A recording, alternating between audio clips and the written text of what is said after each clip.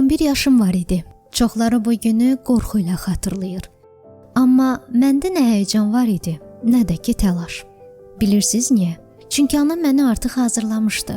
Öncədən məlumat verib bilgiləndirmişdi. Anamın o sözləri hələ də qulağımdadır. Biz qadınıq. Bu hal baş verəndə qorxma. Bu bioloji olaraq çox normaldır. Olanda isə dərhal mənə xəbər elə. Və o böyük gün gələndə gizlənmədim. Dərhal anama dedim. O məni qucaqladı, daha ətraflı başa saldı və hətta mənə şokolad da aldı. Mənim anam ali təhsili deyildi, sadə evdar xanım idi.